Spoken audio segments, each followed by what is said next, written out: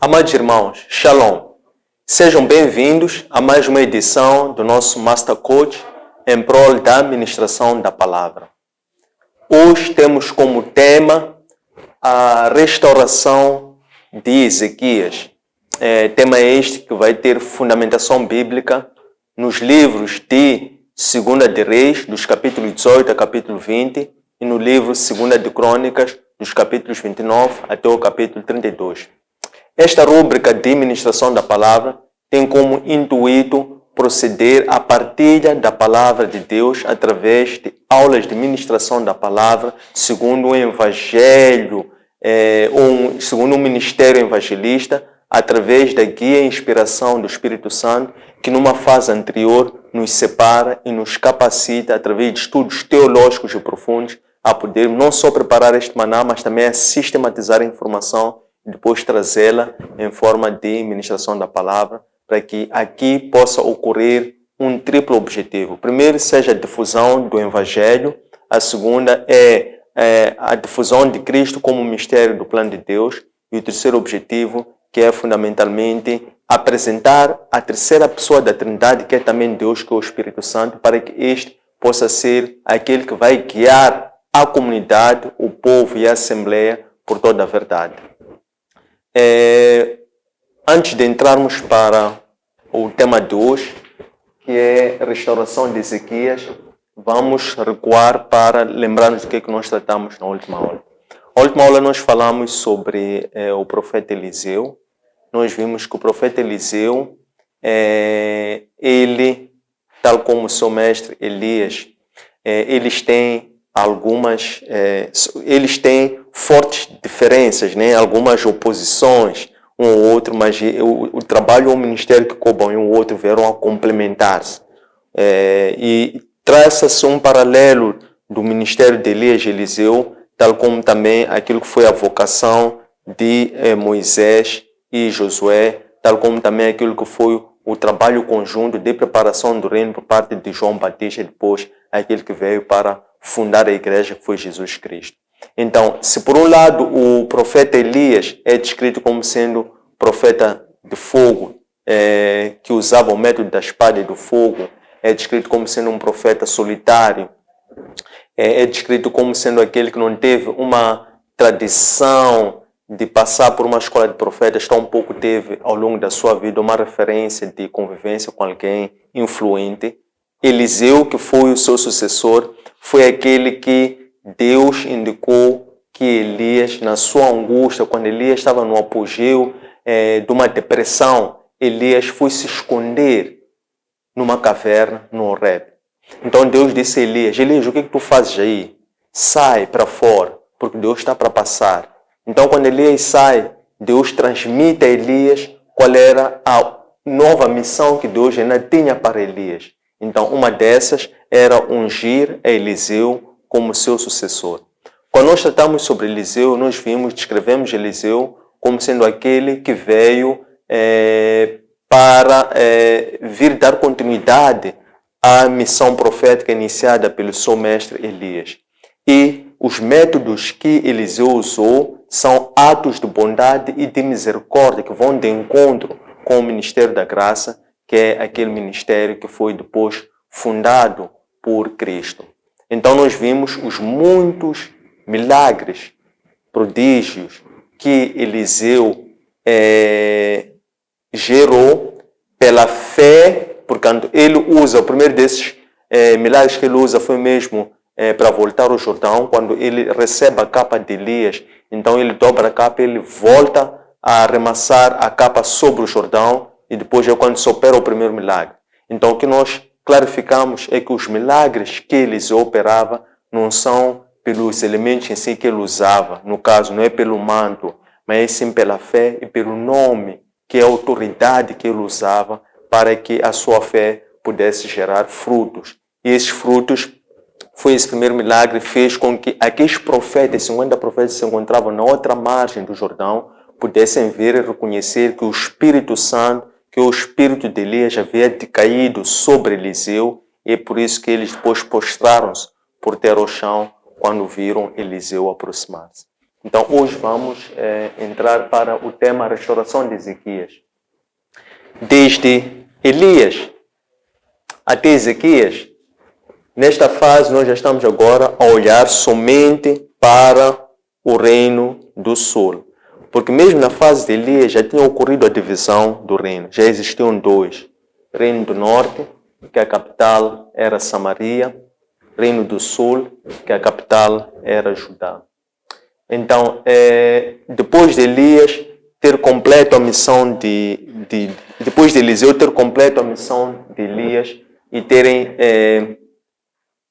varrido o baalismo, por assim dizer, no livro de Crônicas, ele depois passa a dar somente atenção às incidências que ocorreram no Reino do Sul e no Reino de Judá. Essa é a tônica, esse é o âmbito do livro de 2 de Crônicas. O livro de 2 de Reis trata em simultâneo sobre os dois reinados, do norte e do sul. Por isso é que nós, para a aula 2, vamos trazer os dois elementos para podermos conjugar. Porque algumas informações estão melhor descritas no livro 2 de Crônicas e outras estão melhor descritas sobre a restauração de Ezequias no livro 2 de Reis. Por isso é que trazemos os dois livros para podermos compreender na profundidade essas 7 partes que nós vamos analisar o tema. A primeira vai ser quando Ezequias, subindo ao seu reinado, manda purificar o templo. Portanto, ele conclama aos levitas e os sacerdotes e depois desafia para que eles fossem purificar o templo. O segundo ponto vai ser quando os levitas iniciam a purificação do templo, trabalho este que durou 16 dias, conforme vamos ter a oportunidade de ver. Depois de seguida, quando no 17º dia, Ezequias conclama os líderes e os poderosos da altura, então ele restabelece o culto, oferecendo ele, por sua iniciativa, consignou aos sacerdotes levitas que eles oferecessem holocausto. Então é assim que se restabelece o culto e se reabre as portas do templo oficialmente em Judá. A quarta parte é quando Ezequias restaura a celebração da Páscoa, que havia sido interrompida por muito tempo. Então ele mandou com que se redigissem cartas e se enviassem para todo Israel, incluindo Efraim, Manasses, Jabulão e todos os outros pontos, para que convidassem a todo o povo, a todo Israel, para que descesse todo Israel até Jerusalém, para que fosse adorar a Deus em sede de celebração da Páscoa. Esta celebração, que foi a segunda maior, nunca tinha havido uma celebração de Páscoa tão grande desde o tempo de Salomão. Então, foi Ezequias este que foi o responsável por este retomo ou restauração da celebração da Páscoa, fazendo dessa Páscoa, nesta ocasião, uma Páscoa que acabou, esta celebração que acabou por durar 15 dias, que fez com que essa celebração fosse muito concorrida. E depois é quando então ele faz a reorganização do clero, portanto estabelece sacerdotes e levitas por turnos e atribui a diferentes grupos ou turnos respectivas atribuições. E depois então é quando ele desafia para que a igreja passasse a contribuir em forma de ofertas voluntárias e os seus dízimos para o sustento do culto, para o sustento do templo em geral e também para o sustento daqueles que, de uma forma oficiosa, estariam a tempo inteiro ao serviço do culto, que eram os sacerdotes e os levitas. Depois é quando Senaqueribe, então, invade Judá. Esta invasão ocorre agora no 4º ano do reinado de Ezequias.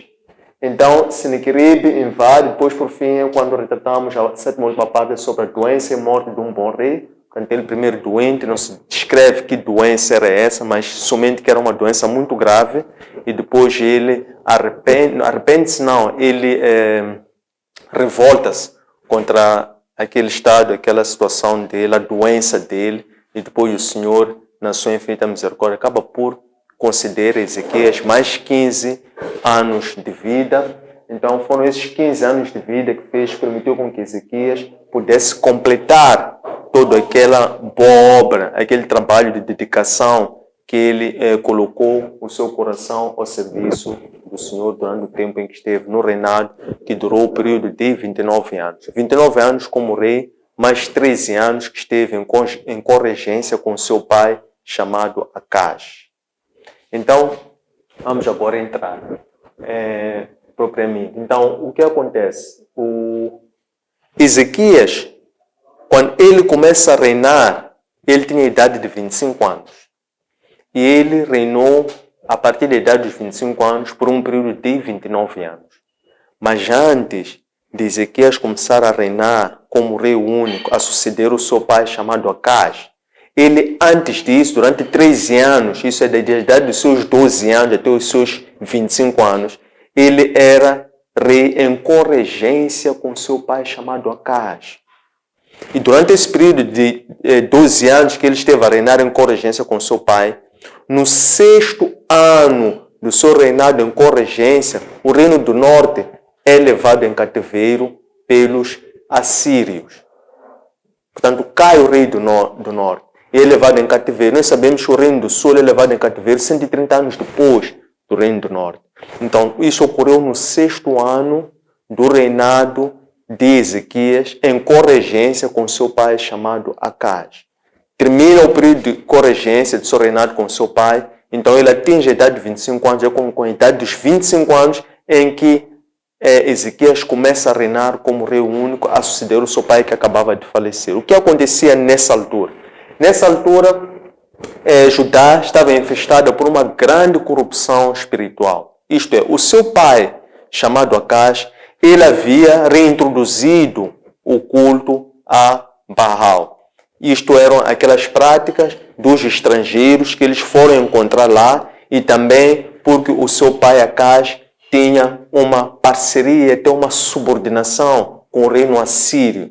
Ele pagava até tributos para que os assírios não o ocupassem. Portanto, desde que os assírios ocuparam o reino do norte, ele também, para não ser subjugado, ele estabeleceu uma relação de amizade, até de subordinação. Ele pagava tributo aos assírios. E assim que também eles passaram a adorar os deuses dos assírios. Então, durante esse período, o reino de Judá, que é aqui no sul, estava infestada por uma grave corrupção espiritual. E até Acaz foi capaz de retirar todos os objetos, utensílios sagrados do templo, e depois ele foi capaz até de depois converter, isto mandou retirar, depois mandou destruir e depois ergueu outros templos, objetos de adoração pagã. Então, foi esse paganismo associado à apostasia que depois conduziu à idolatria, bem como o período em que o templo esteve fechado, que fez com que para o Senhor subisse essa ira ou esse desagrado para a forma como o povo de Israel, no Reino do Sul, estava a cuidar do serviço do templo. Na verdade, não existia o serviço do templo, não havia dedicação do templo, o templo estava com as portas fechadas. O que acontece então? Esse foi o cenário que Ezequias encontra quando ele sobe, quando ele inicia o seu reinado unicamente após a morte do seu pai. Então, o que aconteceu? Aconteceu uma grave transformação, uma repentina, uma brusca transformação no coração de Ezequias. Logo no primeiro dia do primeiro mês, do primeiro ano do seu reinado, Ezequias teve um grande desejo no coração. Um desejo que era inspiração, vontade, desejo do próprio Deus para que Ezequias fizesse uma reforma do templo. O que aconteceu? Ezequias, nesta altura, ele reconheceu, ele se consciencializou, quando ele sobe para o primeiro dia, primeiro ano como seu reinado, subiu para ele uma grande consciência. Primeiro, sobre a responsabilidade do trabalho que ele tinha pela frente. Segundo, através dessa consciência, Ezequias lembrou-se que era importante para o sucesso do seu reinado que eles, isto é, ele é a representação de todo o reino, ele reintroduzisse o culto e a adoração ao Deus verdadeiro. Então é assim que, o que fez primeiro ato Ezequias quando fica rei? Ezequias mandou, conforme a escritura diz, mandou reparar a porta do templo. Se vê que até a porta do templo estava vandalizada. A primeira coisa que ele fez, mandou reparar a porta do templo. A segunda coisa que ele fez, após mandar reparar a porta do templo, foi mandar montar a porta do templo. Depois de seguida, quando Ezequias então manda purificar o templo, o que ele faz? Ele percebeu que o templo estava profanado. O templo já não estava puro, o templo já não estava purificado. Por quê? Tinham-se retirado os objetos, utensílios sagrados. O altar verdadeiro já lá não estava. De contrário, naquela altura ofereciam-se holocaustos em zonas altas. E terceiro, também tinha-se reintroduzido o culto a deuses pagãos. Então, Ezequias tinha que, para se reabrir o templo, primeiro, antes, havia necessidade de purificar aquele mesmo templo. O que Ezequias faz? Ele manda chamar para si os sacerdotes e os levitas. Depois, ele dirige-se para eles e diz: Ide, santificai-vos, vós, purificai-vos a vós mesmos, para que vocês estejam aptos a virem purificar o templo, purificar Israel e purificar o povo. Porque, na altura, estava em vigor o sacerdócio araônico, que era na forma de sangue quente, animal morto. Então, esse mesmo sacerdote, antes dele purificar os outros, ele primeiro tinha que purificar-se a si próprio. É por isso que Ezequias diz aos sacerdotes levitas: vão santificar a vós próprios, que vocês estejam aptos a poderem o quê? Santificar ou purificar o templo, o povo e o reino de Israel. Então, de seguida, os sacerdotes e levitas, então, eles aceitam esta missão. Tendo aceito esta missão, então, eles começaram a purificarem-se a si próprios. Então, eles iniciam a sua purificação. Este trabalho levou um período de 8 dias, em que nos primeiros 8 dias, após eles terem purificado a si próprios, o que significa os levitas purificarem-se? É separarem-se, basicamente, é buscarem esperadamente ao Senhor, é buscarem a vontade e o desejo e a direção do Senhor, é prepararem-se para poderem fazer o trabalho do culto ao Senhor de acordo com a lei do culto. E depois é quando então eles iniciam a purificação do templo. Como é que isso iniciou a purificação do templo? Primeiro foram os levitas, começaram da parte exterior, do átrio exterior. Eles começaram a purificar o templo desde o átrio exterior, toda a zona exterior do templo, até aos alpendres, que é a entrada para a zona interior do templo. Então, quando eles já chegam para purificar a parte interior do templo, já passavam 8 dias. Foram os 8 primeiros dias, os levitas já estiveram a trabalhar na purificação na parte exterior. No 8º dia, então, eles chegam já na parte do alpendre, que era a parte interior. Então, eles, neste momento, passam o trabalho agora para os sacerdotes. E os sacerdotes, então, que tinham a vocação de entrar no interior do templo, no lugar santo, depois no lugar santo dos santos. Então, os sacerdotes começaram também a fazer a purificação do interior do templo. O que eles fizeram? Também retiraram toda a imundícia que estava dentro do templo e tiraram para a zona exterior, para fora. Ali os levitas recolheram novamente e levaram para baixo, para a torrente de cedro. E depois é assim que ao fim de mais 8 dias, quando os primeiros 8 dias foi a purificação exterior, os 8 dias seguintes foi a purificação interior. Então, ao fim de 16 dias, concluiu-se o trabalho de purificação do templo. Então, depois os sacerdotes levitas voltaram para Ezequias, apresentaram o trabalho como tendo concluído a missão de purificação do templo. Depois deles terem feito isso, então Ezequias restabelece o culto. O que Ezequias faz? Ezequias conclama, chama os líderes líderes civis, também líderes eclesiásticos. As pessoas mais importantes, os governantes, ele chama, convida para o restabelecimento do culto. Pois é assim que Ezequias soube ele próprio com o desejo de reabrir o templo, reabrir o culto. Como? Através de subir para o templo, porque já tinha se reposto o altar, portanto já tinha lá o altar reposto, portanto o altar para a oferta dos sacrifícios, dos holocaustos, das ofertas de comunhão, das ofertas de ação de graça. Então Ezequias convida os líderes para eles irem reiniciar o culto. Então, chegado lá, ele mandou se juntar 7 touros, 7 novilhas, 7 cabras e 7 carneiros ou ovelhas. E depois ele entrega isto para expiação da culpa pelo período em que Israel não observou o culto através desses animais. Portanto, os sacerdotes, os levitas, imolaram os animais e aspergiram o sangue sobre o altar a purificar o altar como um sacrifício de expiação pela culpa ou pelo pecado durante o período em que o culto esteve fechado. Depois disso, então, eles iniciaram depois com a oferta de ação de graça, em forma de louvor, em forma de adoração ao Senhor, por aquele culto. Quem faz isso são os sacerdotes. Então, depois deles terem restabelecido o culto dessa forma, então isso já tinha se cumprido, estamos a falar do 17º dia. Por quê? Foram 16 dias que levou essa purificação do templo. Depois os levitas e os sacerdotes vão ter com Ezequiel e dizer, já concluímos esta missão. Então, na manhã seguinte, que é 17º dia, logo de manhã cedo, Ezequiel manda chamar como seus convidados os líderes eclesiásticos, os líderes civis, as pessoas mais importantes, convida a todos para irem ao templo no 17º dia. Então, eles oferecem sacrifício de expiação, sacrifício de ação de graça, e assim fizeram uma dedicação ao templo naquele mesmo dia.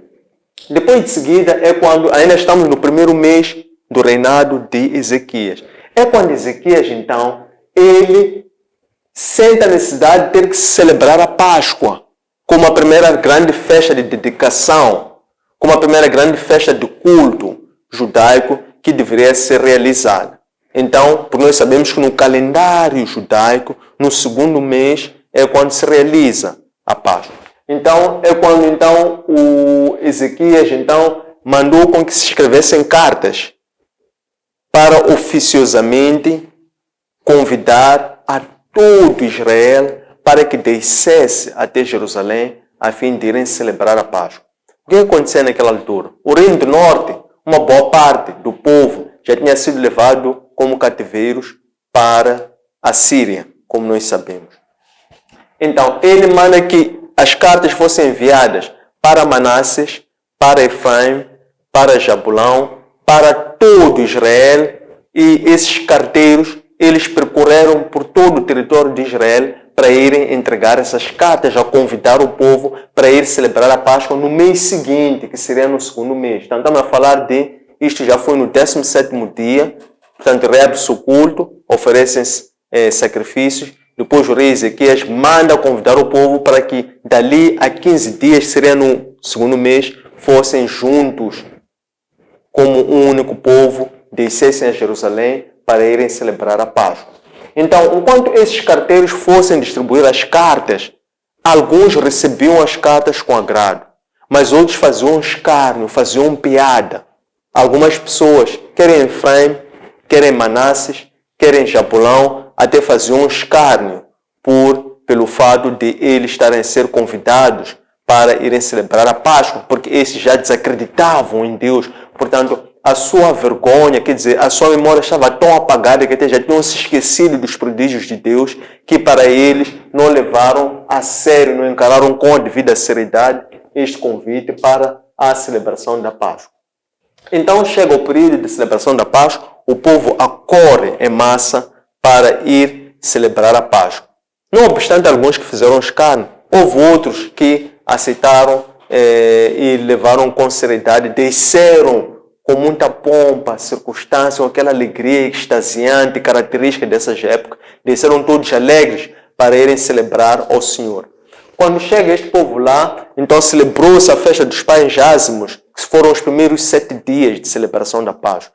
Depois, essa celebração foi tão agradável que, enquanto se ofereciam holocaustos, em simultâneo, Ezequias mandou com que os levitas se reorganizassem e fizessem aquela orquestra celestial conforme a instrução de Davi, e eles passaram ali ao ritmo de harpas, ao ritmo de símbolos. Eles passaram também a celebrar em forma de louvor, ação de graças, a fazerem festas durante 7 dias. Terminou aqueles 7 dias, essa festa prolongou-se por mais outros 7 dias. Então levou ao todo esta celebração da Páscoa um período de 15 dias.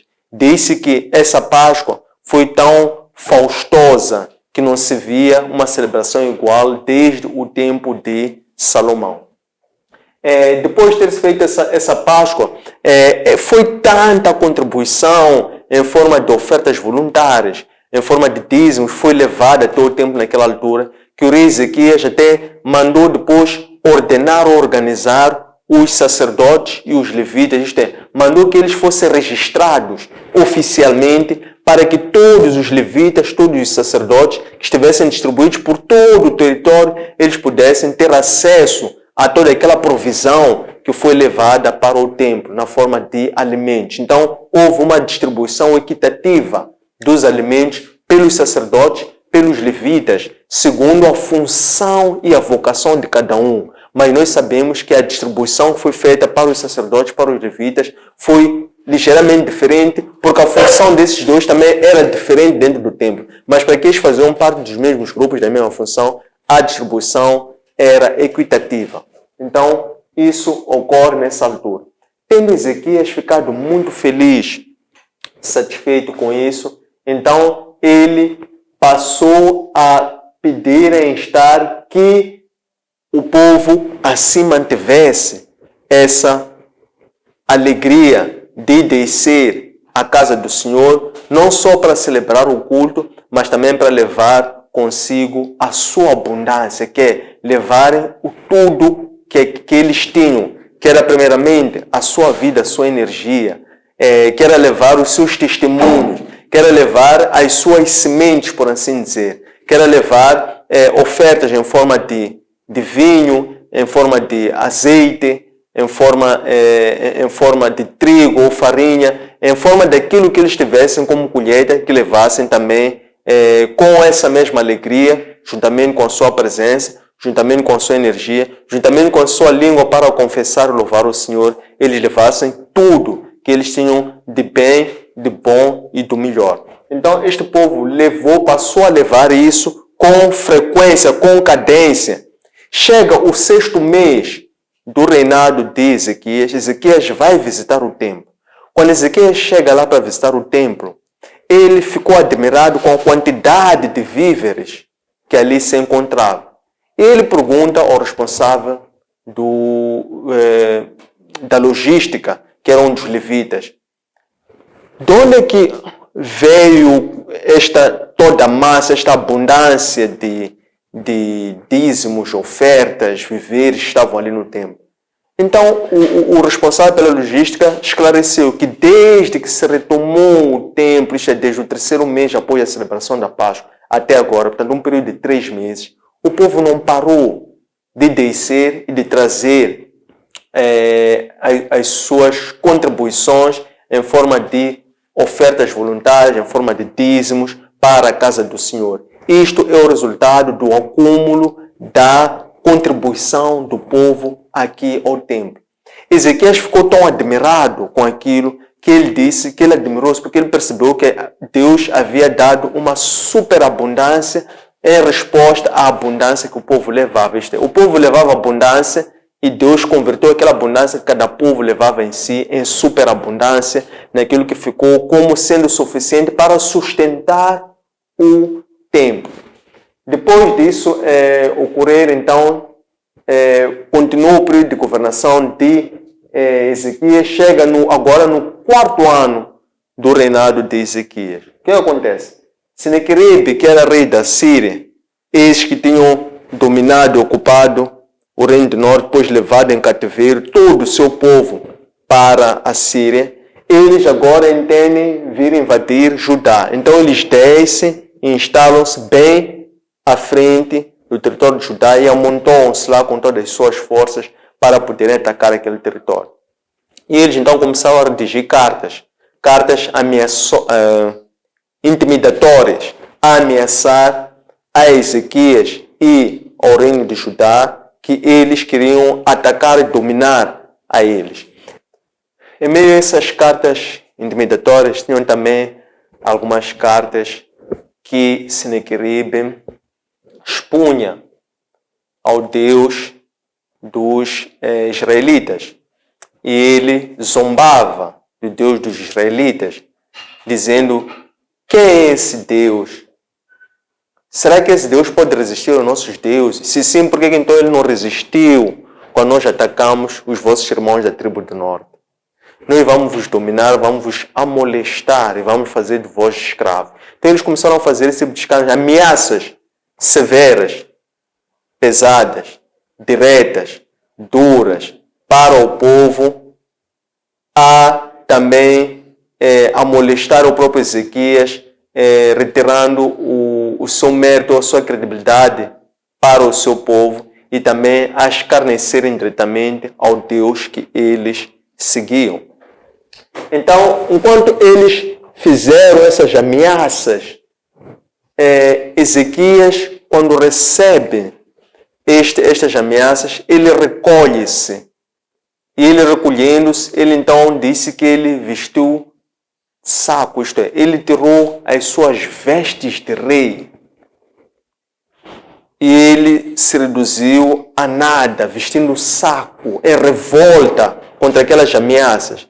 E ele começa a orar, dizendo: Senhor, eu durante o tempo, esse todo o tempo que estive aqui à frente, fiz somente aquilo que agrada aos teus olhos. Retomei o culto, reformei o sacerdócio e também fiz aquilo que agrada. Retirei as zonas altas, retirei os objetos de adoração idólatras, reformei o altar, reintroduzi os objetos e os utensílios, retomei o culto e, portanto, que seja o Senhor a pelejar ou a repostar contra estes que vêm ameaçar-me, que também vêm igualmente fazer escárnio contra si próprio. Então, enquanto Ezequias, por um lado, revoltava-se dessa forma, na passagem que vem em paralelo a essa mesma ocasião, no livro de 2 de Reis, consta que Ezequias mandou consultar a Isaías sobre esta mesma disposição, sobre essa mesma situação. Então, o profeta Isaías também clama, invoca o Senhor, tal como Ezequias também havia feito. Então, é quando Ezequias manda a resposta, dar a conhecer a Ezequias, para que ele não se conturbasse, para que ele não se assustasse, para que ele ficasse firme e seguro que Deus haveria de lhe livrar. E também Ezequias, depois ele começa a dar palestras motivacionais às próprias forças dele, aos próprios guerrilheiros, ao próprio povo. Ele dizendo assim: não se assustem diante desses inimigos. Eles podem ser maiores, mais numerosos do que nós, porque esses confiam na força dos seus braços. E as forças dos seus braços são muitas, mas nós só confiamos numa única coisa: confiamos no Deus. Então nós não temos medo, nem vamos resistir, tampouco vamos nos amedrontar mediante em face dessa ameaça. Quando Ezequias revolta-se dessa forma, igualmente o profeta Isaías também assim o faz, intercede a favor de Ezequias, a favor do povo. Então Deus, ouvindo esse clamor, porque Ezequias diz: ouve a voz, mantenha os seus ouvidos abertos, os seus olhos atentos a este clamor. Então Deus, ouvindo este clamor, enviou, diz a Escritura, Deus enviou somente um anjo. Um anjo. Esse anjo foi suficiente para destruir 185 mil homens de Senaqueribe. Esses 185 mil homens de Senaqueribe, quando eles são atacados com um anjo, somente que Deus envia, Senaqueribe e os outros que escaparam fogem e regressam para a Síria. Senaqueribe, quando volta, regressa à Síria, estando ele no templo de adoração do seu Deus, são os próprios filhos de Senaqueribe que vieram assassinar o seu pai Senaqueribe. Logo depois disso acontecer, um pouco depois, então Ezequias fica gravemente doente. Ezequias estando gravemente doente, o profeta Isaías desce novamente, aparece mais uma vez, desce e vai ao encontro de Ezequias. O profeta Isaías chega e diz: Ezequias, esta doença que tu tens, tu não vais escapar à morte. Então, Deus mandou dizer-te que é para tu preparares a tua casa. O que estava aqui a querer dizer? Lembram-se as palavras que Deus dirigiu a Elias. Ainda falta pouco para tu cumprir a tua missão. Então, prepara a tua casa. Como é que Deus disse para Elias preparar a sua casa? Ele disse, vai ungir Azael como rei da Síria. Vai ungir Ageu como rei de Judá. Vai ungir Eliseu como teu antecessor. Então, Isaías desce para Ezequiel, vai dizer, Deus disse que essa doença vai te levar à morte. Então, prepara a tua casa, porque estás para partir. Quando Isaías sai, depois de ter dado essa notícia a Ezequias, Ezequias novamente revolta-se e começa a orar para Deus. Começa a orar, a pedir a penitência, a pedir perdão, a pedir misericórdia de Deus. Ezequias. Então, quando Ezequias faz isso, Deus ouve o clamor de Ezequias e Isaías ainda sair do palácio, ainda não estava fora do palácio, ainda estava a meio do percurso dentro do palácio.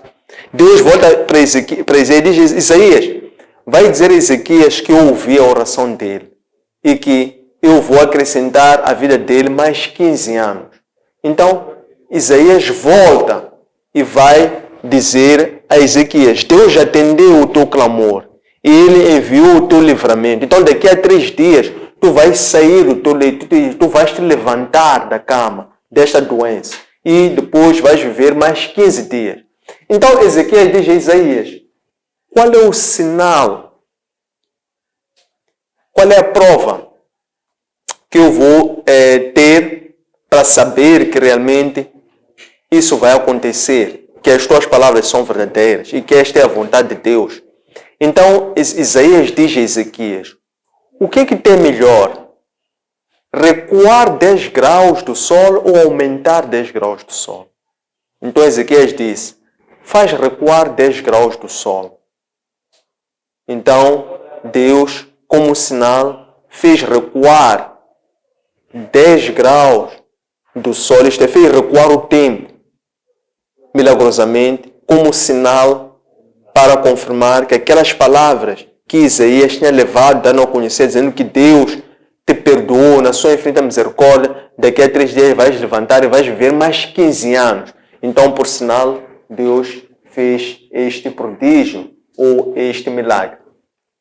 Fora isso, ainda que quando Senequerib quer invadir a Judá, tendo se posicionado bem em frente, é quando Ezequias começa a aumentar as suas obras, aquilo que nós chamamos de suas edificações. Então, o que Ezequias fez? Ezequias primeiro subiu as muralhas de Jerusalém, que era a fortificação, a defesa, o escudo de Jerusalém. De seguida, o que ele fez? Ele reergue Milo, que foi uma das grandes construções de Salomão, iniciada por Davi. Este Milo que era a fortificação para defender a casa de Davi, que era o palácio do rei. O que mais faz o rei Ezequias? Constrói um grande aqueduto.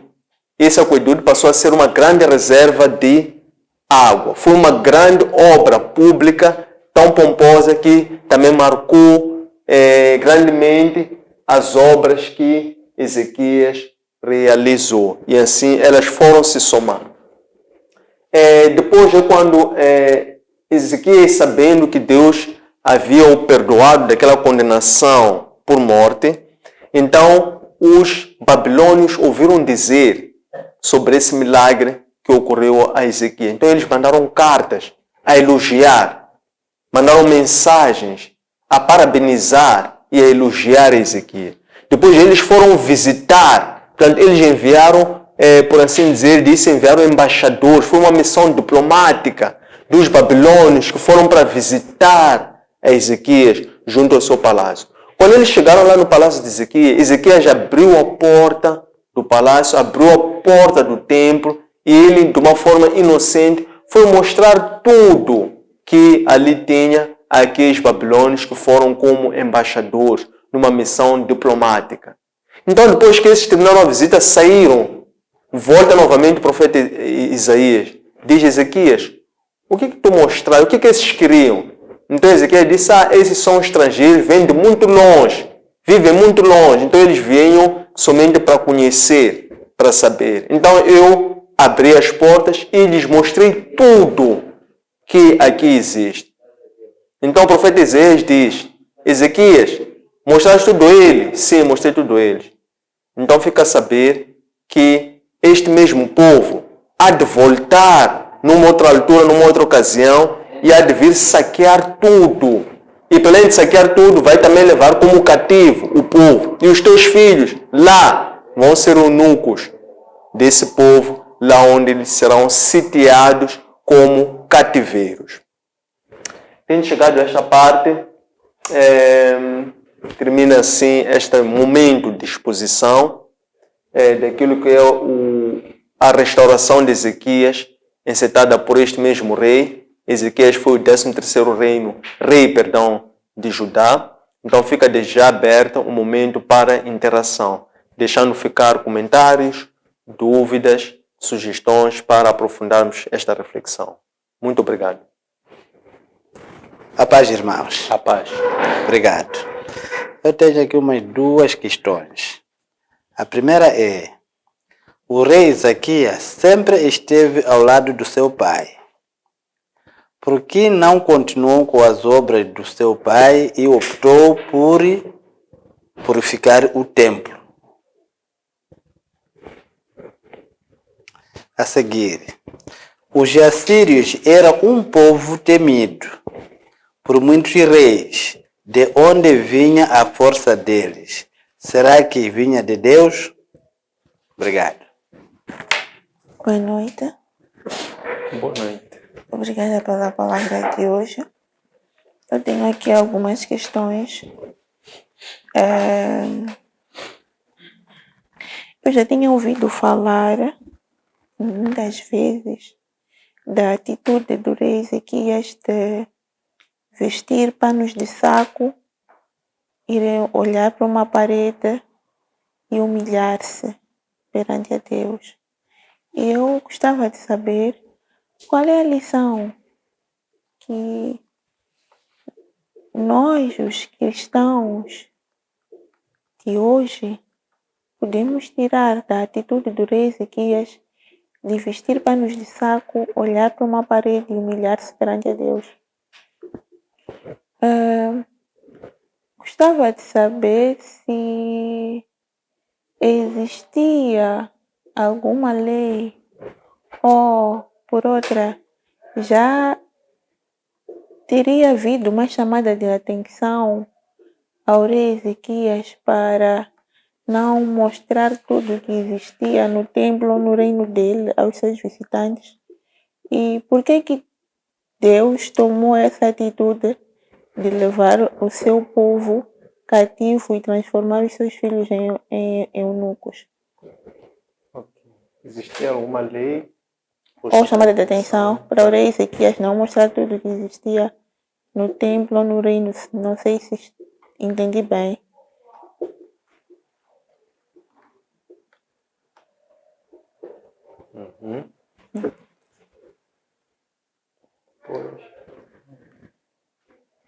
E por que o rei Ezequias pediu uma prova ao profeta Isaías? Mas antes disso, sim. uma segunda parte. Tem uma segunda parte, estava a complementar a quarta pergunta.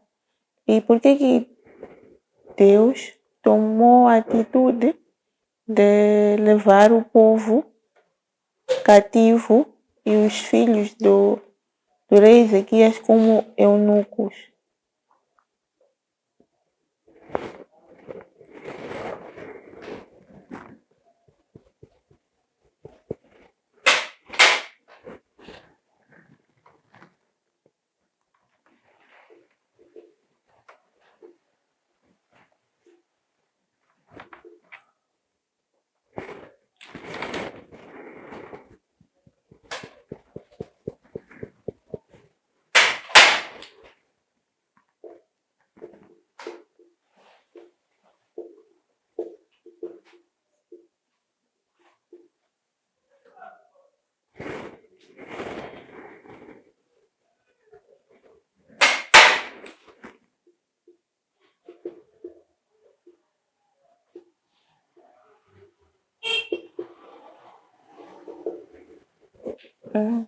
O rei Ezequias tirou suas vestes, vestiu pano de saco, humilhou-se.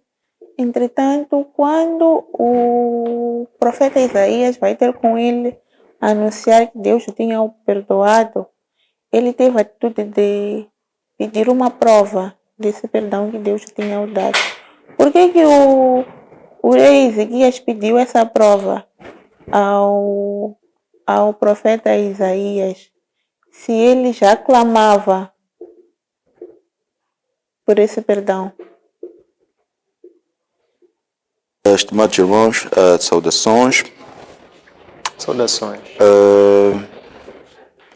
Gostaria de saber o que agradava a Deus em Ezequias para merecer a transformação. O que agradou a Deus? Em Ezequias para merecer a transformação. Gostaria também de saber como é que Deus chama Ezequias, como é que Deus chama Ezequias e qual é a missão de Ezequias na transformação do templo, no resgate das práticas do templo, do que o templo tinha nos tempos. Desculpa. Queria saber como é que Deus chama a Ezequias e como encontrou neste um homem para restaurar ou transformar o templo. De seguida, gostaria de saber como é que hoje podemos nos purificar para receber e andar com o principal. Como é que hoje podemos nos purificar para receber e andar com o principal? Podemos nos purificar para receber e andar com o principal.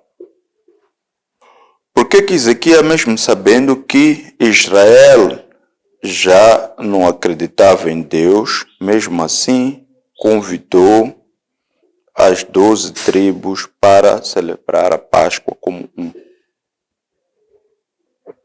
Porque Ezequias, mesmo sabendo que Israel já não acreditava, né? Sim, em Deus.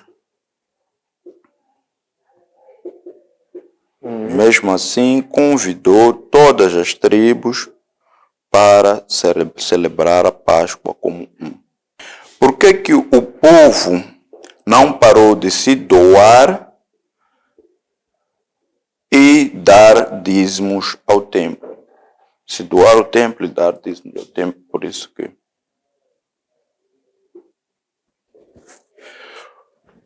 por que Ezequias teve que abdicar de suas vestes de rei para falar com Deus? Desculpa, como rei se tornando nada para falar com Deus. Como é que a palestra motivacional de Ezequias como é que a palestra motivacional de Ezequias é aplicável hoje para nós como exército ou soldados de Cristo?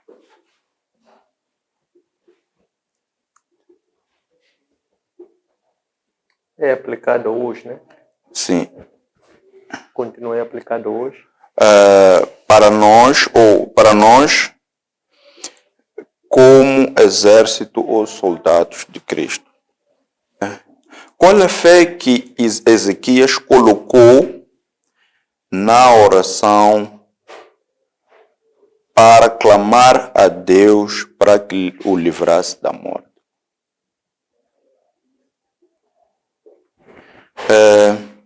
Que ensinamentos tirar de Ezequias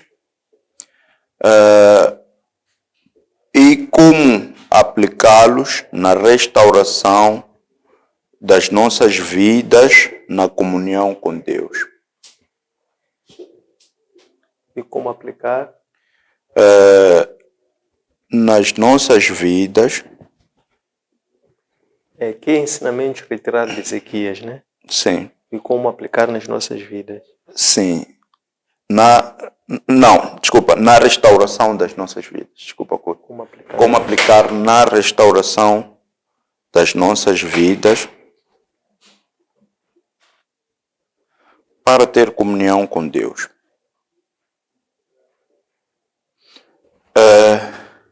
Gostaria de saber, também para fechar, quem é Ezequias, qual é a fé de Ezequias, quais são os talentos que Ezequias tinha e também porque Deus o concedeu mais 15 anos para preparar a sua casa. E como preparou a casa? Como é que foi a preparação, essa preparação da casa por parte do Ezequias? Estimados irmãos, muito obrigado pelas questões que foram colocadas, estas que vão emprestar a esta reflexão muita qualidade, na medida em que vai contribuir para, vamos lá, reforçar o enxofre, este enxofre que vai retroalimentar a chama, esta chama que é a luz, e a luz que é o próprio Espírito Santo. Porque o Espírito Santo é que é o nosso guia, que vai nos conduzir por toda a verdade.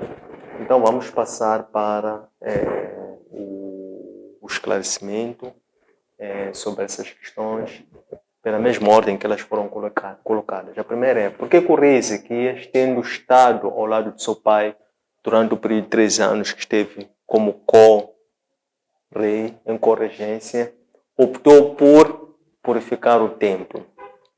O que acontece é que nós aqui teríamos que trazer, não menos importante, a promessa que Deus fez com Davi, com seu servo Davi.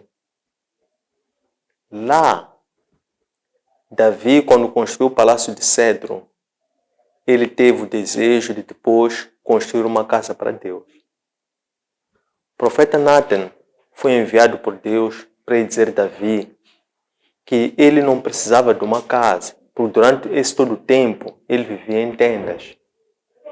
E que, de contrário, não seria Davi que iria construir casa para Deus, mas Deus é que iria construir uma casa para Davi, aludindo para uma casa espiritual, dizendo que desde Davi para frente, Davi iria iniciar uma dinastia de reis, em que todos os descendentes de Davi, em todas as gerações, iriam haver outros que iriam de forma contínua a servir ao Senhor.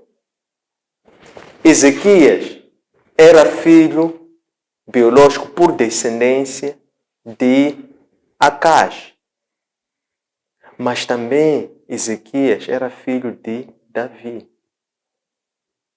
Então Ezequias preferiu seguir o seu pai Davi e não seguir o seu pai Acaz. Então, por isso é que a Escritura diz: Ezequias procedeu corretamente segundo o seu pai Davi. Isto é, Ezequias fazendo-se, porque o desejo que lhe ocorreu foi um desejo que lhe subiu ao coração. O desejo, quando nos sobe ao coração, é um desejo que a pessoa pode obedecer ou rejeitar.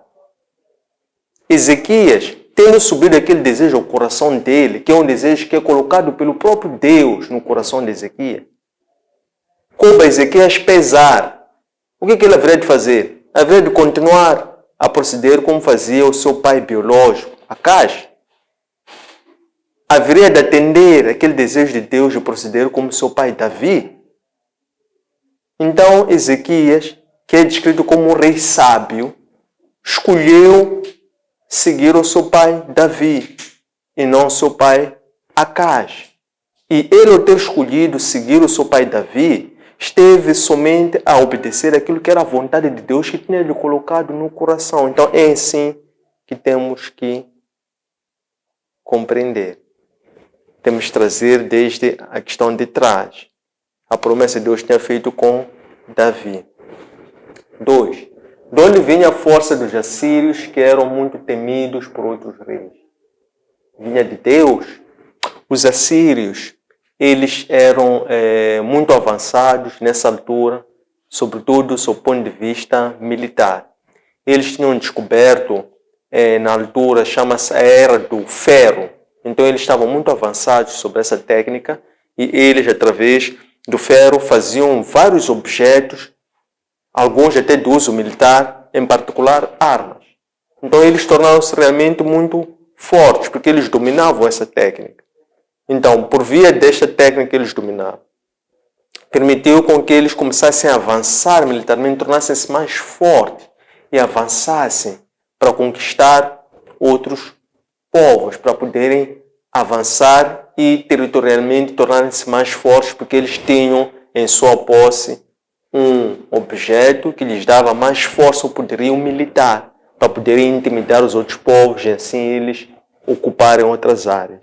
Então, o que os assírios confiavam? Confiavam em armas. Os assírios, a quem que devotavam? Os assírios devotavam a deuses pagãos. Os assírios são aqueles que até inclusive faziam das abominações mais graves, inclusive até matavam os próprios filhos. E também Acaz, pai de Ezequias, também fez isso. Matou, pôs os seus próprios filhos no fogo. Não fez para Ezequias, mas fez para outros filhos dele, irmãos de Ezequias. Por quê? Porque o pai de Ezequias, Acaz, este também tinha relações com os assírios. Então ele passou a adotar também alguns hábitos destes. Então, essa que era a origem da força dos assírios. Número 3. Qual é a lição que nós, os cristãos, podemos tirar do ato de Ezequias, em que vestindo-se de saco, virou a uma parede e orou? Este ato de Ezequias mostra que Ezequias, pela grande fé que ele tinha, e porque era alguém que tinha intimidade com Deus e não precisava de um intermediário para falar com Deus. Quando é o profeta Isaías que vai dizer-lhe que esta tua doença vai te levar à morte. Então, o próprio Ezequias, ele sabia que a última palavra na vida dele tinha que vir do próprio Deus. Se aquele era um homem de Deus que estava a trazer a ele, ao conhecimento dele, uma vontade do próprio Deus, então ele pessoalmente vira-se para a parede. Primeiro tirou aquele traje, vestes de rei, não é? Reduziu-se a nada, isto é, ele reconheceu que ele não era um rei antes de ser um rei. Ele era uma pessoa comum como qualquer outra pessoa. E de seguida ele era também um instrumento de Deus e que ele também tinha acesso a esse mesmo Deus pela fé que ele confessava e seguia. Então é quando ele pessoalmente, ele vira sua parede em forma de revolta, depois de vestir a roupa de saco, ele começa a orar, a interceder, a apelar a Deus para que Deus, na sua infinita misericórdia, o livrasse daquela condenação, porque ele ainda queria viver, ele ainda queria servir a Deus, ele ainda queria ser útil. Ele entendia que ele ainda tinha força, energia e disposição do coração para servir a Deus. E somente Deus é quem esquadrinha corações e avalia o estado espiritual de cada um. Então Deus avaliou o estado espiritual e o coração de Ezequias, aquela disposição que Ezequias disse, que eu ainda quero te servir. Então Deus atendeu, ouviu e atendeu aquele pedido de Ezequias. É quando Deus diz ao próprio Ezequias, ele revoltou-se, volta, vai dizer a Ezequias que tu ainda vais viver mais 15 anos. Daqui a 3 dias tu vais ser, vais recuperar a tua saída, vais levantar dessa mesma cama. Então, a lição, portanto, eu já estava até desviado da questão, a pergunta é, qual é a lição? Então, a lição é mesmo isso que estávamos a dizer, porque a resposta era espelhando qual foi o procedimento de Ezequias. Então, a lição que nós podemos ter como cristãos hoje é também usar o mesmo procedimento do Ezequias. Qual é esse procedimento? É que a última palavra vem de Deus.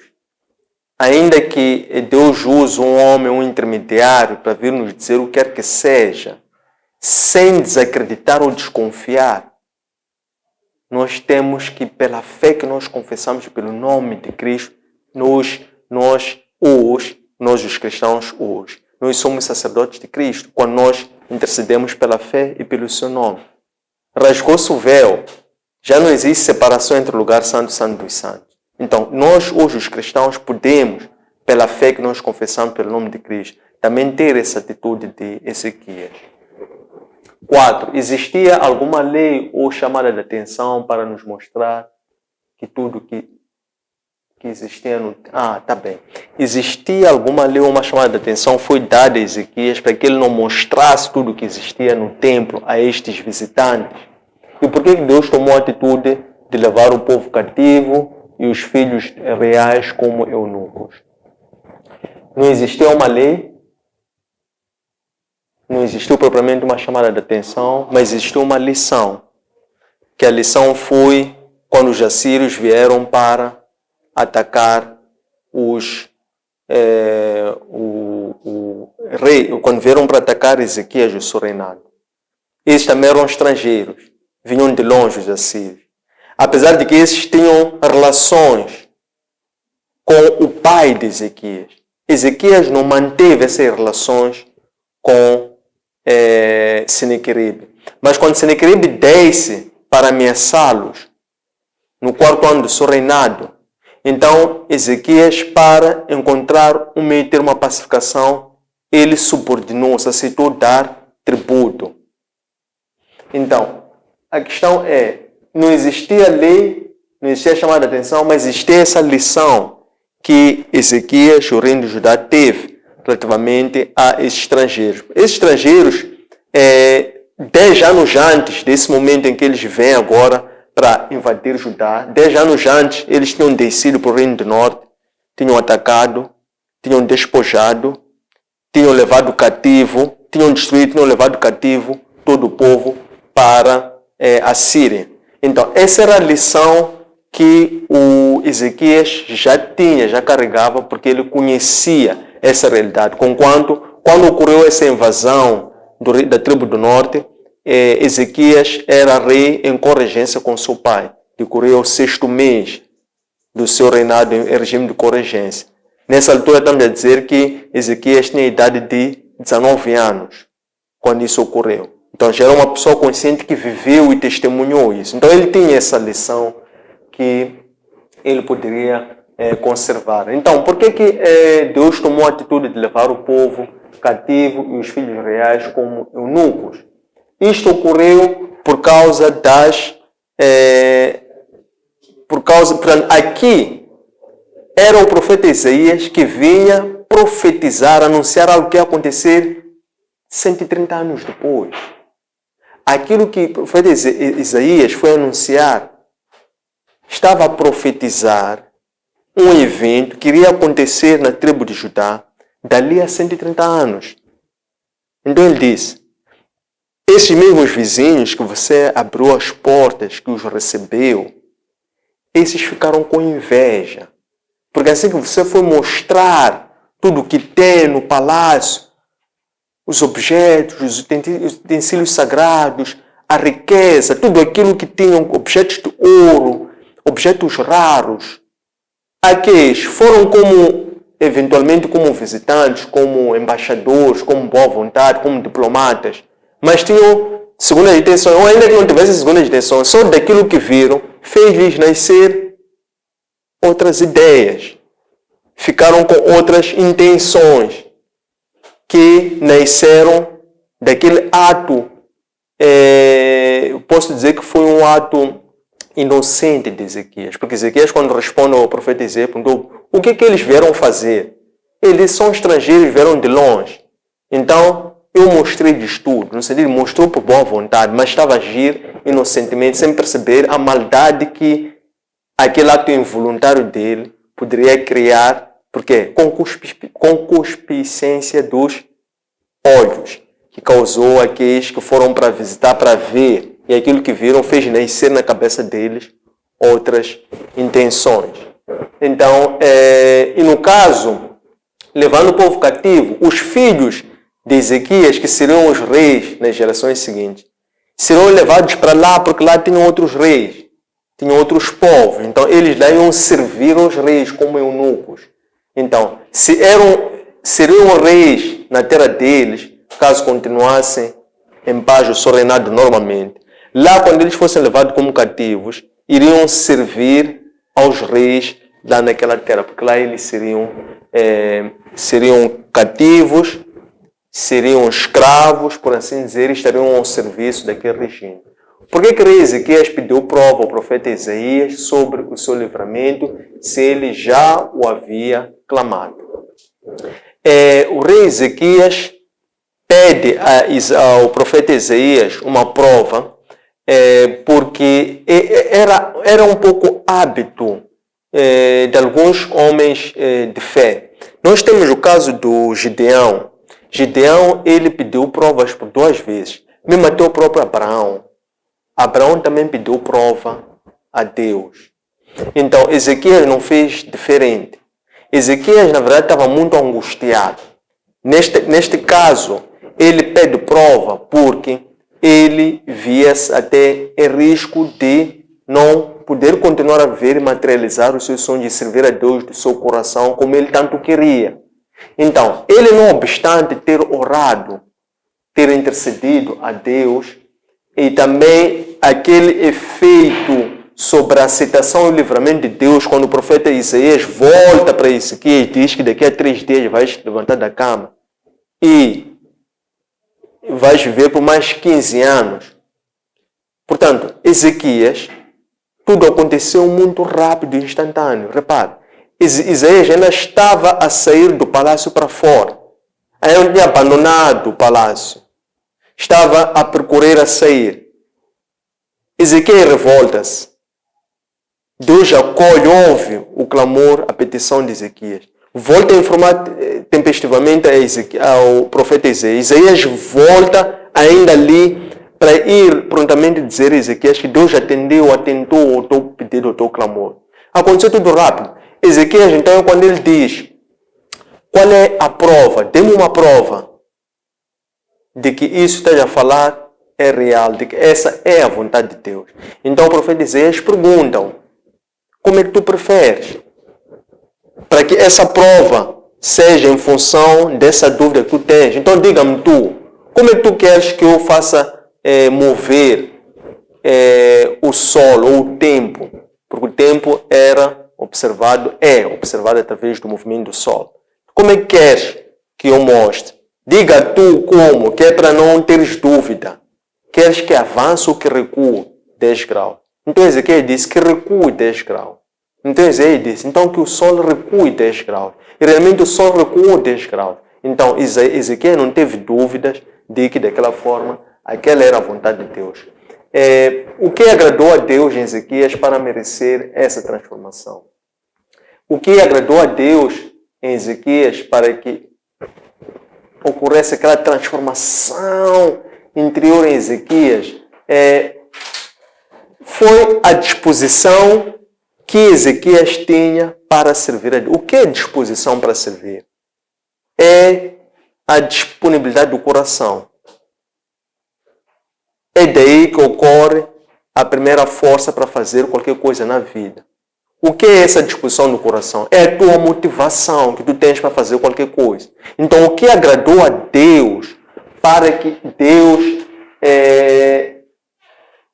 fizesse com que Ezequias passasse por aquela transformação é que Deus encontrou em Ezequias essa motivação em servir a Deus de coração. Então, porque Deus conhece o coração de cada um, conhecia o coração de Ezequias. Então, por isso é que Deus colocou em Ezequias aquele desejo no coração do próprio Ezequias. 7. Como é que Deus chama Ezequias? Como é que encontrou em Ezequias alguém para restaurar o templo? Deus chama Ezequias, nós vimos, de acordo com a descrição do texto bíblico, é que Ezequias, este já era rei, ainda o pai vivo, portanto Ezequias em regime de corregência, era também rei juntamente com o pai. O pai é que era o rei moro, o rei principal. O filho que seria o filho como descendente e que seria herdeiro do trono. Então o pai Acaz, durante os últimos 12 anos de seu reinado, fez-lo com seu filho. Ezequias já era novo quando inicia, tinha a idade de 12 anos, quando inicia com corregência. Então, durante o período que esteve reinado com o pai, foi um período que ele teve a oportunidade de ter uma experiência de 12 anos. Uma experiência de 12 anos de estar à frente com o seu pai em regime de corregência, à frente do reinado. Então, essa foi a forma como Deus chamou Ezequias. E como é que encontrou em Ezequias alguém para restaurar o templo? Isto é intrinsecamente ligado à primeira questão que nós dizemos, que foi a disposição de Ezequias em servir a Deus, independentemente de isso agradar ou não a seu pai, agradar aos seus familiares, agradar às outras pessoas. Ele queria tão somente agradar a Deus. E ele sabia que agradar a Deus desagrada aos outros. Desagrada a ele próprio primeiro. Né? Quando nós agradamos a Deus, tudo que concorre para agradar a Deus desagrada ao homem. E a primeira pessoa que desagrada é nós próprios. Então, o Ezequias, por causa dessa discussão ligada à questão anterior, então Deus encontrou neste alguém, por causa do coração que tinha, é quando coloca essa vontade, e Ezequias, então, emprega o seu coração para que aquela vontade de Deus fosse primeiramente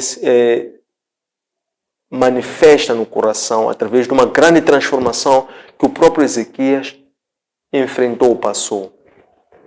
Número 8. Como é que podemos nos purificar para receber e andar com o principal? Então, nos dias de hoje, nós nos purificamos, nós nos santificamos, primeiramente através de uma vida separada. Então, o que é uma vida separada? Uma vida separada não é necessariamente ser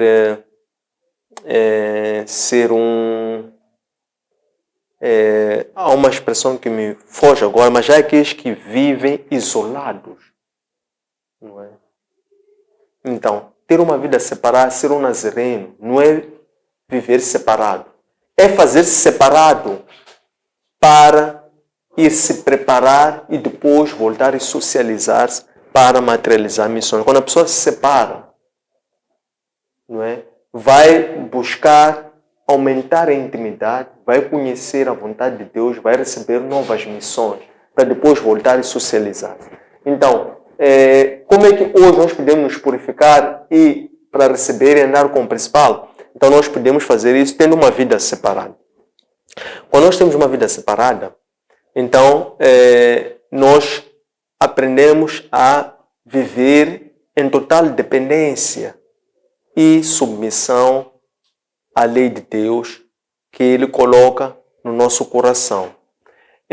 Para além disso, nos dias de hoje, é fundamental, porque nós dissemos, para depois, como é que isso é necessário para receber e andar com o principal. Então, para nós podermos receber, temos primeiro nos purificar. O que é purificar? É nos separar. Se nós olharmos para o caso de Elias, nos dias de hoje não é nos acobardarmos, não é termos medo, não é fugirmos, porque Elias, quando cumpriu as missões anteriores, depois ele ficou com medo daquela ameaça, ficou com medo da reação do homem, que foi a reação de Jezabel. Então ele fugiu, foi se esconder numa caverna. O que Deus disse a Elias? Elias, sai, fica no monte. A questão é, como é que nós hoje podemos nos purificar e andar, para receber e andar? Então, Deus disse, fica no monte. Por quê? É no monte, o monte é que é o local onde nós podemos receber o principal. Não na caverna. No monte. Se você fica na caverna, está a mostrar medo. Se você ficar no monte, está a mostrar coragem. Coragem e submissão para receber e vontade para receber. Porque é no monte que Deus fala aos seus. Porque o monte é a própria revelação. O monte significa revelação. Então Deus revela aos seus a locais altos. Quando a pessoa busca, o apóstolo Paulo diz, augurai as coisas do alto. é o alto, que é um monte, é um lugar alto. Então, onde é que nós devemos nos colocar hoje para receber? Como nós dissemos, não é na caverna, é no monte. E é no monte em que nós podemos receber o principal para depois podermos conhecer a sua vontade.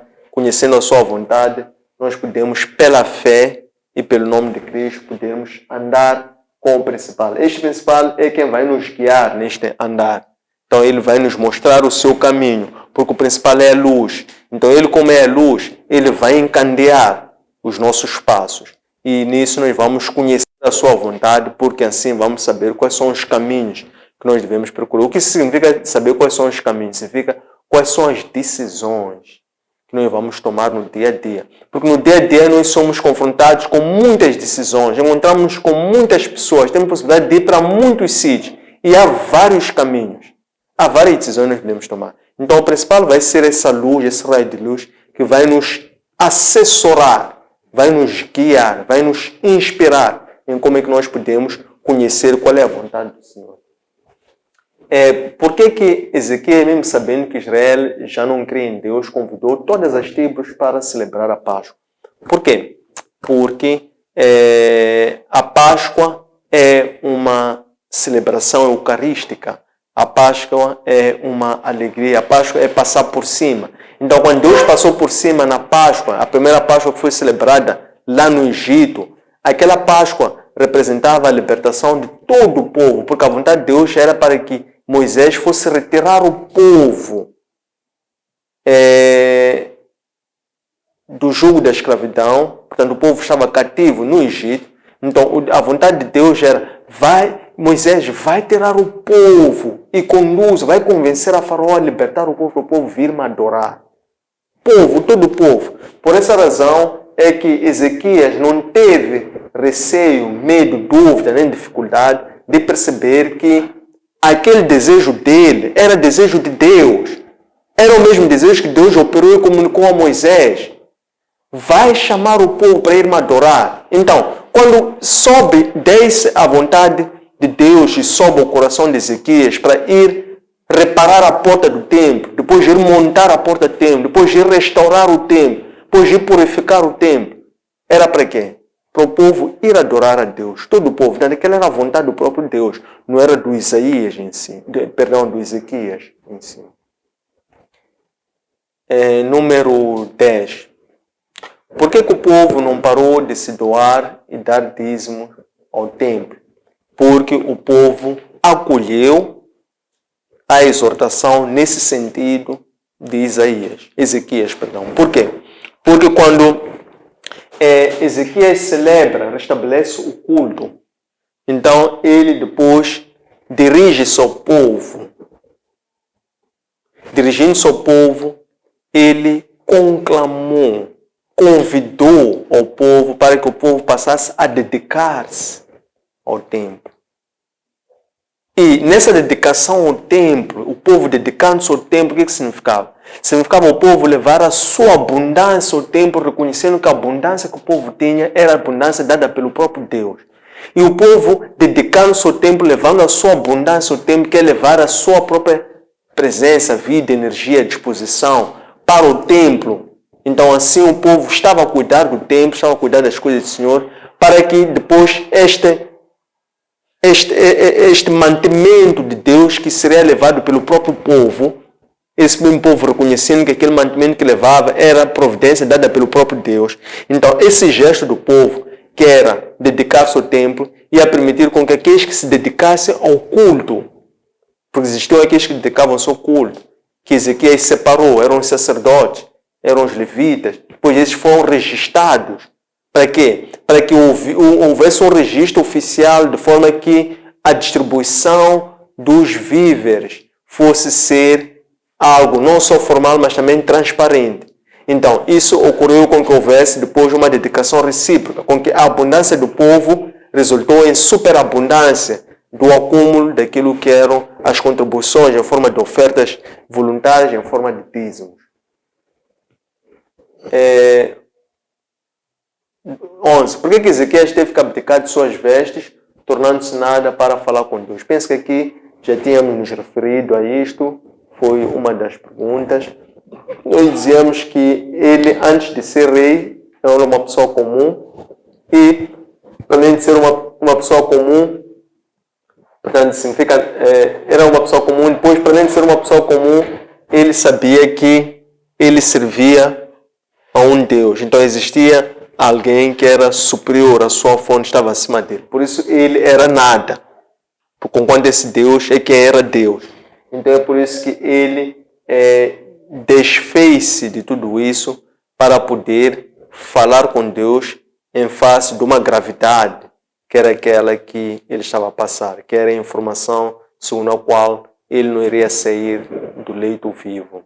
A pergunta é a seguinte: como é que a palestra motivacional de Ezequias é aplicada hoje para nós como soldados de Cristo? Em que consistia essa palestra motivacional? É que o povo de Israel viu à frente deles um grande exército, poderoso, numeroso, armado.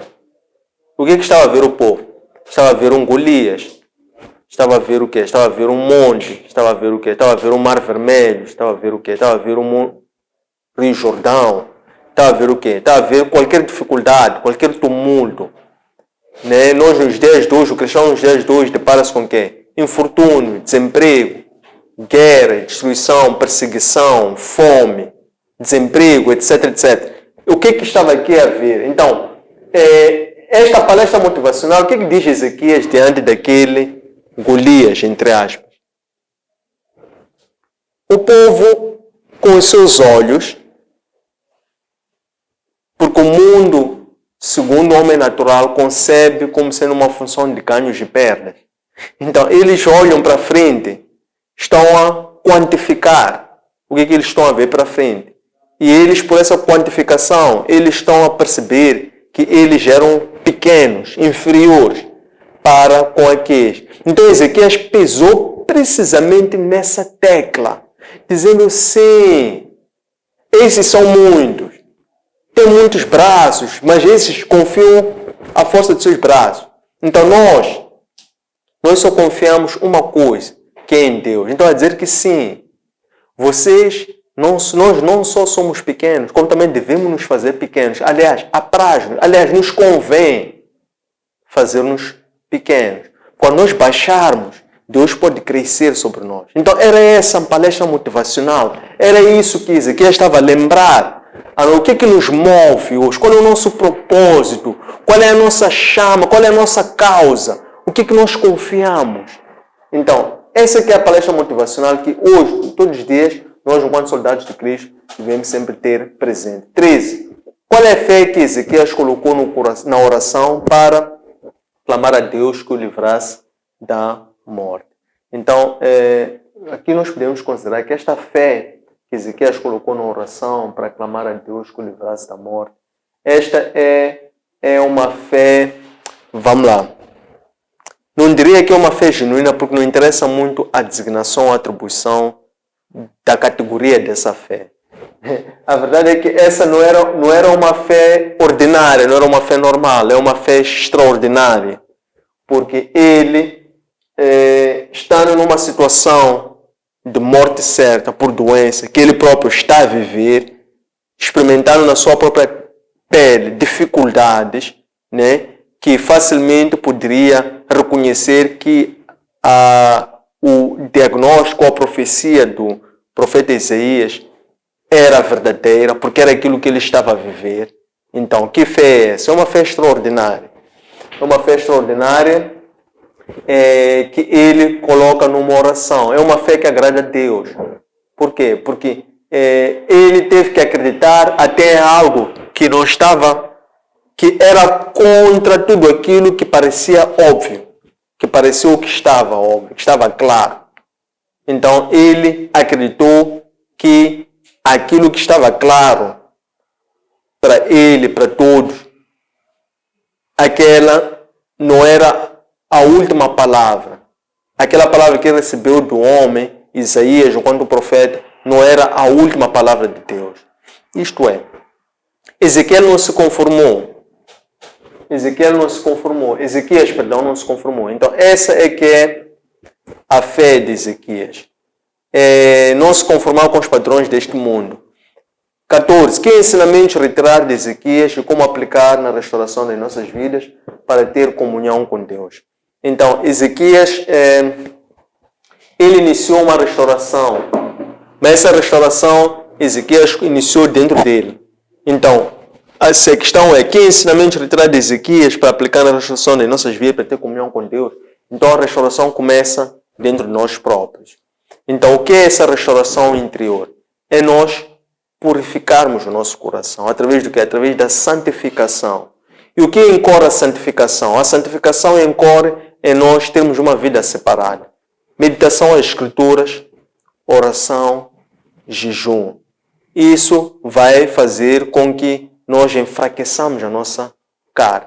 Quando nós enfraquecemos a nossa carne, nosso coração fica mais leve, fica mais doce. Quanto mais o nosso corpo, a nossa carne se torna forte, o nosso coração se torna arrogante, se torna orgulhoso. Então, este Ezequias, quando veste saco, é um efeito psicológico que ele estava a fazer dentro dele. Então, essas técnicas é uma forma de nós lembrarmos o nosso coração, pormos o nosso coração humilde, pormos o nosso coração submisso à vontade de Deus. Então, que ensinamento retirar de Ezequias é como é que nós restauramos? Então, nós restauramos primeiro o nosso coração. Como? Temos que sujeitar o nosso coração a quê? A tratamento de choque. O que é tratamento de choque? Submeter o nosso coração ao sofrimento. Sofrimento por Cristo. Sofrimento por amor a Cristo. Por quê? Porque se nós estivermos a fazer isso, estamos somente a repetir ou obedecer aquilo que Cristo fez. Porque Cristo foi o primeiro que se sacrificou por nós. Então, quando nós também sacrificamos por Ele, quanto mais tu submetes teu corpo a sofrimento, isto é sofrer com alegria. Você aqui não está a sofrer porque não tem outra saída. Isso é diferente. Esse sofrimento não agrada a Deus. É um sofrimento que tu escolhes fazer por amor a Cristo, que é o primeiro amor que Ele fez para contigo. Porque Cristo amou a sua igreja como um noivo ama a sua noiva. Deus ama Israel, porque Ele é um amor, é o primeiro amor. É um amor ágape. Então, quando nós temos esse amor ágape, nós vamos sofrer, aceitamos e nos oferecemos em sofrer com alegria. Quando nós nos sofremos em sofrer com alegria, então nosso coração fica humilde, fica submisso. Ele aceita aquilo que é a disposição que nós estamos a manifestar de servir a Deus através do nosso coração. Nós não servimos a Deus exteriormente. Nós servimos a Deus de coração, de intenção, porque Deus avalia o nosso coração, o que está dentro. É uma vontade exterior? É um arrependimento do homem ou é um arrependimento de Deus? Há uma verdadeira mudança de atitude, mudança de vida. Quando é que a pessoa muda de vida, de atitude? Quando o seu coração também muda, a disposição, o sentimento, o desejo muda. Então, esse aqui é o ensinamento que nós podemos retirar de Ezequias. 15 e última. Quem é Ezequias? A sua fé já falamos. Quais são os seus talentos também? Porque Deus o concedeu mais 15 dias. E como é que ele usou esses 15 dias para preparar a sua casa, conforme o profeta Isaías tinha o dito. Sobre a fé de Ezequias já temos falado. Ezequias foi filho de Acaz, foi o 13º rei de Judá.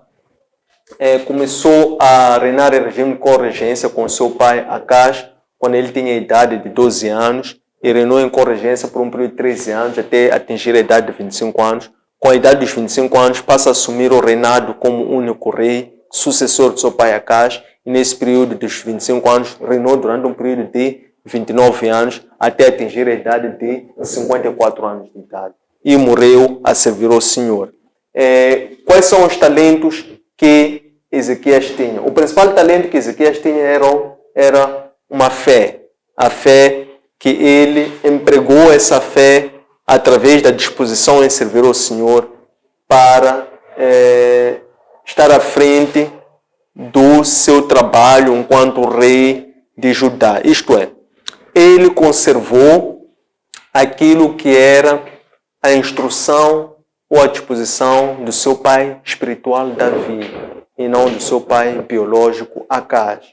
Então, Ezequias, porque também era judeu, hebreu, que conhecia as histórias, conhecia a lei. Então, ele tinha como seu principal talento essa disposição para servir a Deus através da grande fé que empregou, dispondo o seu coração para servir a Deus. E por que Deus concedeu mais 15 anos para que Ezequias então preparasse a sua casa? Porque Deus reconheceu que em Ezequias existia essa disposição de continuar a servir, e também porque Deus reconhecia que o trabalho, a dedicação e a entrega de Ezequias justificava que ele fosse concedido ainda mais tempo para completar as obras. Por que assim justificava-se? Porque Ezequias, não olhou meios, não olhou tempo, nem olhou recursos. Ele aplicou-se na obra do Senhor desde o primeiro dia que ele começou o seu trabalho como rei à frente do reino de Judá. Então, Ezequias fez essa reforma que é considerada das maiores reformas da lei do culto, das maiores reformas litúrgicas que foram feitas no reino de Judá, a semelhança ou comparado ao nível das reformas que foram feitas pelo rei Josias. Então é colocado Ezequias e Josias quase ao mesmo nível pela dimensão das reformas que eles fizeram a servirem como reis à frente da tribo de Judá. Quer Ezequias, quer também Josias, esses seguiram os passos dos seus pais Davi. Portanto, estes não foram filhos biológicos de Davi, mas seguiram os passos do seu pai espiritual Davi. E isso permitiu com que, nesses 15 anos que ele continuou à frente do reino, ele pudesse fortificar a sua casa. Consistiu em levantar muralhas ou muros, que era aumentar as fortificações ou a fortaleza, ou também, se preferir, um escudo, que era a defesa para, em caso de ataques dos inimigos. Depois de seguida, ele levantou o muro de Siloé, que era para defender Milo, perdão. Edificou a fortaleza de Milo, que era para defender a casa de Davi, que era o palácio do rei. Este também, nessa altura, investiu massivamente em armamento bélico, armamento militar, e também preparou bem as suas forças para a defesa da soberania do reino, uma vez que este tinha restaurado o templo. Então, havia a vontade e o desejo de Deus para que o reinado se estendesse por mais tempo. Deus agradou-se daquilo que Ezequias fez. E isso foi fundamental para os ainda 130 anos que Deus permitiu que o reino de Judá ainda continuasse ali intacto, por assim dizer, antes destes serem ocupados, dominados e levados em cativo pelo governo, pelo reino da Babilônia. Então, foram essas as obras. Para além de, como nós dissemos, ele construiu um grande aqueduto. Foi considerado dos aquedutos maiores em termos de reserva de água, que tinha capacidade de captar e de depositar. Então, estes foram em palmarés aquilo que foram as grandes obras que foram encetadas por Ezequias durante o período de 29 anos que esteve ao serviço do Senhor enquanto rei de Judá. Queremos agradecer a vossa presença e a vossa disponibilidade. Queremos também sugerir que deixem ficar comentários, caso os tenham. Encontrem este material juntamente com outras aulas de administração da palavra em nossos arquivos digitais, designadamente nossa página Facebook, Antônio Centras Baixo Oficial, nosso canal YouTube, Antônio Centras Baixo LDA, nosso aplicativo Eloapp. Um abraço de luz, até breve.